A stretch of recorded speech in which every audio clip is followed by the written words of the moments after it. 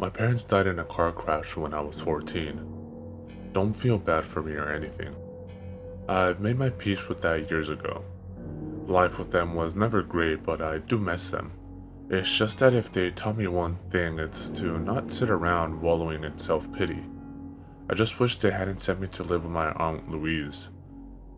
Anyone have that one family member that's just a little strange, a little cut off from the rest of the family?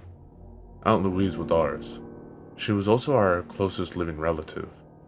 Dad's family lived on the other side of the continent. Mom's parents were both dead and she was an only child. Aunt Louise, her mother's sister actually, so my great aunt, lived just an hour from where we did. When my folks were alive, we rarely visited Aunt Louise, and to be perfectly honest, I half expected her to refuse to take me in.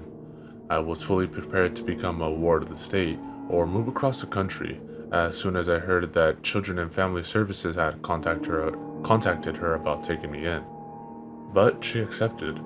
I'm not sure how willingly or graciously because I wasn't privy to the phone conversation where she agreed to take me in. I was surprised though at how nice she was to me the first 3 days I was there. I want to make something clear. While Aunt Louise was cranky, odd, eccentric, uncouth, and several other less than flattering adjectives, she wasn't a complete bitch. She had a rather abrupt, even abrasive way of speaking, but she wasn't cruel. I had never taken the time to really get to know her during my initial 14 years, but I could tell that she mostly kept to herself and didn't particularly like people, so naturally I assumed that she was a reclusive, curmudgeonly bitch. Really, what surprised me most when I first moved in it was how normal everything seemed, at least at first. Aunt Louise cooked, cleaned, watched TV, talked to neighbors on the phone, etc. Just like anyone else would. And she told me right away that she had little in the way of expectations for me, or at least, none that my parents wouldn't have. Don't stay out too late, let her know if you're going to be late coming home, finish your homework before you watch TV, clean up after yourself, etc. There was one rule, however, that was strange, and it stood out from the other rules in how strange it was. At first I tried not to worry about it. Old people sometimes have peculiarities. I initially thought that this was all this was. I was wrong. She insisted that any time I entered or left a room, I was to shut the door behind me right away. It didn't matter if I was going to be in that room for a few seconds. If I entered a room, I was expected to immediately shut the door. And the same was true if I left it. I often forgot this rule in my first week or so there. She never failed to remind me of it. "Shut that damn door," she would yell anytime I forgot. It never seemed to matter where she was in the house. She could always tell when I had not shut a door just after opening it. Her house was old, and my understanding is that she was not its first owner. She had lived in it since Mom was a girl. I had no idea how old it was. It could easily have been over 100 judging by its design and layout. It had 2 floors, a basement, and a sub-basement. That last floor threw me for a bit of a loop when I discovered it existed. I was washing a load of my clothes when I noticed a door closed naturally in the far wall of the utility room. The basement was unfinished, with mostly dirt flooring and bits and bobs stacked or piles or shelved everywhere. The only room you could really walk through without fear of stepping on something or knocking over a stack or pile was this laundry room, which was also the only tiled floor down there. The door I found in the basement had a board laid across it, easily movable. It was as if Aunt Louise wanted a border there, but not one that she couldn't get past, if need be. My curiosity overtook me the second time I saw it, and I slid the board away from the door and tried it. It was locked. This didn't strike me as all that strange right away, that is, until I realized that this was the only room in the house, other than the doors leading outside, that Aunt Louise kept locked. I asked her about it one day. She was cooking. "The door in the basement?" she answered. "That's the sub-basement. Not much down there. I merely keep my preserves down there. It's cool enough for them to keep." "Right," I answered. That didn't really explain why she kept it locked. So if I ever wanted to take a look around down there... "For the love of Christ, boy," Why would you want to do that? I noticed with that response that her face had changed. Aunt Louise mostly wore the same expression, a scowl like someone had just tracked mud onto her freshly shampooed carpet. Again, she wasn't as nasty as her expression indicated, but it was the expression she was most used to making apparently. But when she responded to my desire to see what was behind that door, her eyebrows raised and her mouth quivered for just a second before answering. It was so slight, others might not have noticed it, but by that time I knew about Aunt Louise to equate that with a scream of horror. I knew then that I had to see what was behind that door. I've always been a curious type, you see. I've never been able to stay away from something that aroused my curiosity, even if my good sense told me better. I wanted nothing more after that than to see what was in that sub-basement. But how was I going to get around the lock? That was going to be an issue. Aunt Louise kept all her keys on a single ring. There weren't that many of them, but I figured if the door to that sub-basement was anywhere, it was there. I just had to find a way to take it from her. This turned out not to be so simple. For one thing, it was not possible to get around the house without being heard. I couldn't sneak from my bedrooms to hers in order to sneak the keys without opening and closing all the doors in between us. Mine, the door in the far part of the hallway, and hers. Believe me, even if I simply left all the doors open, she somehow knew. I only had to go to the bathroom in the night, and I forgot to close the hallway door. I had just made it to the bathroom when I heard her yell, even while asleep, "Shut that damn door." I hurriedly turned back and went to close the hallway door, forgetting to close the bathroom door, and I heard it again, "Shut that damn door." For that matter, Aunt Louise's room had a squeaky door that also had a catch to it, so when she opened it, it sounded like a choom and a long creak. There was no opening of her door without her noticing, so I forgot about the sub-basement door for a while. I placed my curiosity on the back burner and just tried to get along with the taciturn old woman for a while. Life got a bit easier, as long as I remembered to keep all the doors shut at all times. The two of us got along famously. She didn't get in my face about things, and I didn't get in hers. It was a pretty silent house, but one that I got used to living in. I didn't even think it was strange anymore that every part of the house that one accessed through the door always had its door shut. It would have struck me as more odd if any doorway was ever left open. Which brings me to the day Aunt Louise fell asleep while watching The Price is Right. It was a summer day and pretty hot. Louise was slightly less worried about windows being open than doors, but she still tended to only open one at a time. And today she had just one open, one that wasn't doing much at all to cool down a boxed-in house that had zero room for airflow, thanks to Aunt Louise's chief eccentricity, so naturally she fell asleep, and I saw my chance. Her purse was at her feet.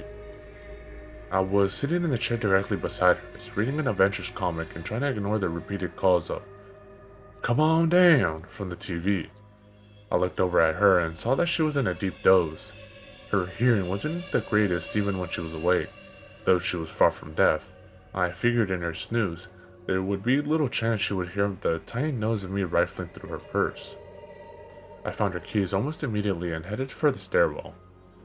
If she woke up when I opened the door, I would just claim I was doing a load of laundry, but she was unlikely to wake up unless I forgot to close the door, which by now I never did. I headed down the stairs, for some reason tiptoeing even though I wasn't yet at the place I had been shut out from. I felt absurdly guilty, despite the fact that Aunt Louise had never expressly forbidden me from doing what I was now doing. The door to the basement was closed, of course, but unlocked, as always. I ducked through and closed it, waiting a few minutes, listening for a shifting of Aunt Louise's frame in her chair, indicating she was getting up, or perhaps her voice calling to ask why I was in the basement. Quietly, I crept for the laundry room, opened the door, and closed it just as quick, slipping inside. I felt for the chain pull for the light, and pulled it. Low, eerie light flickered through the room. I had never thought of the lighting in here as eerie before, but I did now. There was something about this entire endeavor that felt wrong. But my curiosity overrode my sense of caution, and I crept toward the door and slid the board away from it. Aunt Louise had apparently put it back in place after the last time I had done this. The question of why she had done so played in my brain for a moment, but I ignored it and brought out the keyring. I found the right key on the third try, and heard a loud chuck of the lock sliding away. I froze, heart beating in my chest, waiting to hear a cry from upstairs. Nothing. The door opened silently as a ghost. There wasn't any light to illuminate the staircase beyond. I didn't even see a chain pull for a light on the stairs. My brain was screaming and at the rest of my body to turn around and forget this little adventure, but I paid it no heed and crept down the stairs, feeling along the wall for guidance. It turned out there was a tiny amount of light coming through vents in the ceiling. It wasn't much, but I could see that there was a pull string light just a few feet from the foot of the stairs. Stupid place to put it. It should be right at the landing, but I walked down what appeared to be a fairly compact hallway and pulled the string. If possible, the light that flickered on was lower than the light from the laundry room. I could barely tell I'd turned it on. I looked around and saw that, indeed, Aunt Louise did have rows of preserves down here. I was somewhat disappointed at the mundane answer to the mystery. For a moment, it seemed that the secret sub-basement was exactly what it was supposed to be. Except, I could feel a puff of a warmish breeze that should not be possible down in the hard-packed earthen walls and cooler subterranean air. The sense of wrongness was still there, and still strong, and I realized that the long row of shelves holding jars ended in a doorway at the end. A doorway that didn't have a door. I crept forward, arms in front of me, stepping carefully. The room beyond the door was dark and smelled musty. I couldn't feel a source of the slight warm air that was brushing against my skin. But I was noticing that the closer I got to that room, the warmer the air became. By the time I was at the mouth of the tunnel, somehow I started thinking this place was a tunnel by this time.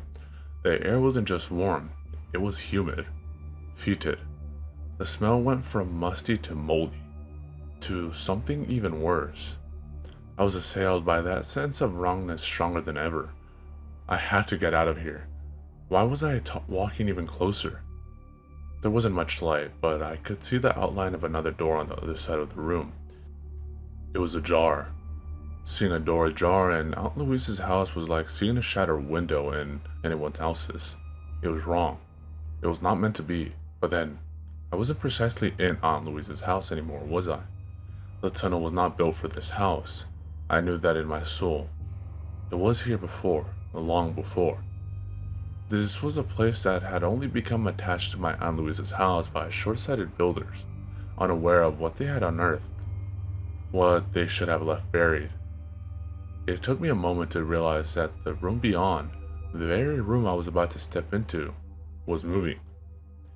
The light was too dim to really see what was happening, but there was motion beyond it, unceasing, slow, lacing motion. All along the walls, the floor, and I could hear a slight squelching noise from its every corner. Things were crawling, expanding their pulpous flesh, and looking at me, daring me to cross that floor and shut the door on the far side, forever closing out what might be coming through it. I heard sucking sounds. Some formless, gelatinous presence stretched and flexed in the darkness. In that moment, a sense of understanding came to me. I was not the first person to stand at this door that could not be closed.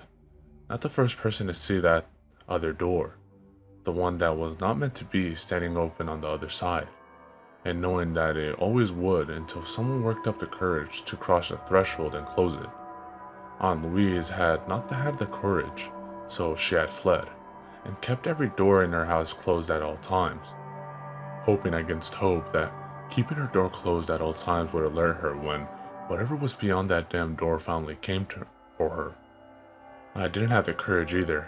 I turned and fled, and never looked back. When I was 16, I moved out of Aunt Louise's and into a halfway house. Once I was 18, I got a job upstate, and moved there. I never went back to Aunt Louise's and never called her. Tried hard to not even think about her. But I haven't been successful. I still think back to the day I stood at that doorway, about the squelching, wriggling things that went in the dark. And I wonder if Aunt Louise ever found the strength to cross the room and shut that damn door.